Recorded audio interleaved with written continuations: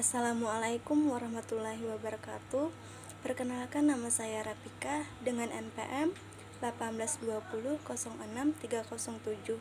Saya dari Fakultas Tia Amuntai, semester 6, lokal 6C non-reguler. Di sini saya akan menjelaskan materi saya terkait tugas yang telah diberikan yang berjudul Pertahanan Negara. Pertahanan negara disebut juga pertahanan nasional, yaitu segala usaha untuk mempertahankan kedaulatan negara, keutuhan wilayah sebuah negara, dan keselamatan segenap bangsa dari ancaman dan gangguan terhadap keutuhan bangsa dan negara. Yang pertama, masalah pertahanan negara. Pembangunan di bidang pertahanan dan keamanan telah menunjukkan kemajuan meskipun masih mengandung berbagai kelemahan. Tindakan di kalangan masyarakat sebisa mungkin ditekan sehingga tidak berdampak pada proses penyelenggaraan pertahanan dan keamanan negara. Dalam upaya meningkatkan kekuatan dan kemampuan pertahanan dan keamanan negara, maka untuk TNI dan Polri sebagai komponen utama telah dilakukan pemantapan satuan-satuan yang belum standar dan penyesuaian organisasi sesuai kebutuhan. Sedangkan untuk komponen pendukung yang mencakup spektrum yang lebih luas dititik beratkan pada upaya inventarisasi atau pendataan dan penyiapan berbagai perangkat lunak. Dengan demikian, pembangunan pertahanan dan keamanan telah mencakup segenap komponen kekuatan pertahanan negara maupun kekuatan keamanan negara dengan bobot intensitas pada pembangunan komponen utama TNI dan Polri. Yang kedua, tujuan pembangunan pertahanan negara. Pembangunan pertahanan dan keamanan terutama ditujukan untuk menegakkan kedaulatan negara, menjaga keutuhan wilayah negara kesatuan Republik Indonesia, menjaga keselamatan segenap bangsa dari ancaman militer dan non-militer, meningkatkan rasa aman dan nyaman sebagai jaminan kondusifnya iklim investasi, serta tetap tertib dan tegaknya hukum di masyarakat. Kondisi wilayah Indonesia, penegak hukum merupakan kewibawaan suatu negara yang harus diciptakan agar negara tersebut tidak runtuh. Untuk itu diperlukan penegakan hukum yang sangat dipertanggungjawabkan kepada publik, bangsa, dan negara dalam rangka menjaga keamanan dan kedaulatan negara. Yang ketiga, upaya pemerintah dalam melakukan pembangunan dalam urusan pertahanan negara. Kementerian Pertahanan atau Kemhan sebagai salah satu pengemban fungsi di bidang pertahanan merupakan kebijakan pertahanan negara. Kebijakan pertahanan negara ditetapkan dalam rangka pengelolaan seluruh sumber daya dan sarana prasarana nasional untuk kepentingan pertahanan negara. Kebijakan pertahanan negara disusun berdasarkan visi misi pemerintah yang juga merupakan visi misi pertahanan negara. Bagi Kemhan sendiri, peran daerah dalam aspek pertahanan negara sangat penting. Daerah dapat menjadi pintu masuk datangnya ancaman non-militer yang bersifat multidimensi, sehingga perlunya pengembangan postur pertahanan non-militer di daerah yang memiliki kemampuan-kemampuan diantaranya kewaspadaan dini, bela negara, ilmu pengetahuan dan teknologi, ekonomi, sosial, moral, serta dukungan pertahanan negara. Pembinaan bela negara dilaksanakan pada lingkungan pendidikan, lingkungan pemukiman, dan lingkungan pekerjaan. Untuk mencapai tujuan dan sasaran tersebut, maka dibutuhkan pembinaan bela negara yang diselenggarakan secara simultan, terpadu dan menyeluruh, serta berlanjut selaras dengan sasaran pembangunan nasional. Tentunya semua itu harus dilakukan secara sinergis antara pemerintah pusat dan daerah. Untuk itu, Kemhan melakukan upaya untuk membentuk kembali karakter bangsa tersebut, yaitu melalui kegiatan penanaman dan pemeliharaan karakter generasi muda yang melibatkan partisipasi aktif seluruh elemen masyarakat. Kegiatan penanaman dan pemeliharaan karakter kepada generasi muda Indonesia yang dilakukan Kemhan bertajuk Program Parade Cinta Tanah Air. Adapun kewenangan tersebut adalah sebagai berikut. Yang pertama, pertahanan.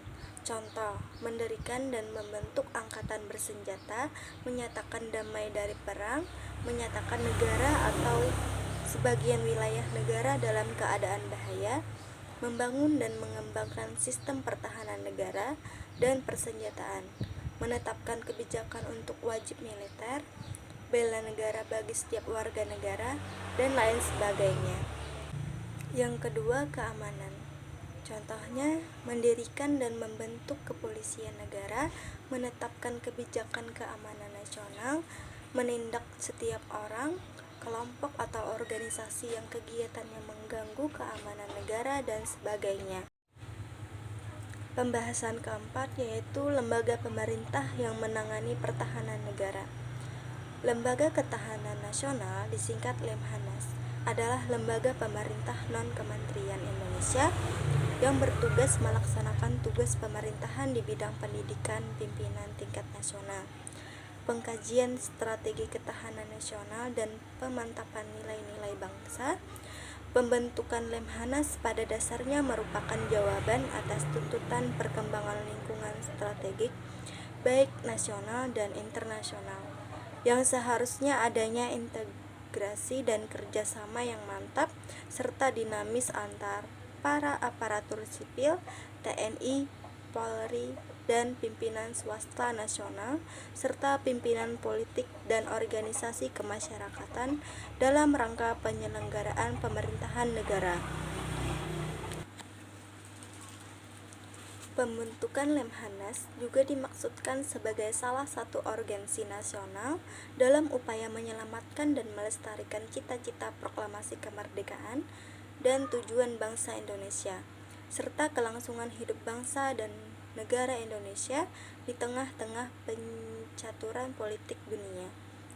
Lemhanas mampu membuktikan dirinya sebagai salah satu aset bangsa yang sangat berperan bagi kemajuan bangsa Indonesia. Telah menjadi kenyataan yang tidak dapat dimungkiri bahwa karya Lemhanas telah memberikan sumbangsih yang sangat berarti bagi perjalanan bangsa Indonesia. Lemhanas Republik Indonesia mempunyai tugas membantu Presiden. Yang pertama, menyelenggarakan pendidikan penyiapan kader dan pemantapan pimpinan tingkat nasional yang berpikir integratif dan profesional, memiliki watak, moral, dan etika kebangsaan, berwawasan Nusantara, serta mempunyai cakrawala pandang yang universal. Yang kedua, menyelenggarakan pengkajian yang bersifat konsepsional dan strategis mengenai berbagai permasalahan nasional, regional, dan internasional yang diperlukan oleh Presiden guna menjamin keutuhan dan tetap tegaknya negara kesatuan Republik Indonesia. Yang ketiga, menyelenggarakan pemantapan nilai-nilai kebangsaan yang terkandung di dalam pembukaan Undang-Undang Dasar Negara Republik Indonesia tahun 1945, nilai-nilai Pancasila, serta nilai-nilai Bhinneka Tunggal Ika. Yang keempat, membina dan mengembangkan hubungan kerjasama dengan berbagai institusi terkait di dalam dan di luar negeri. Lemhanas Republik Indonesia menyelenggarakan fungsi. Yang pertama, mendidik, menyiapkan kader dan memantapkan pimpinan tingkat nasional melalui segala usaha kegiatan dan pekerjaan meliputi program pendidikan, penyiapan materi pendidikan, operasi pendidikan, dan pembinaan peserta dan alumni serta evaluasi.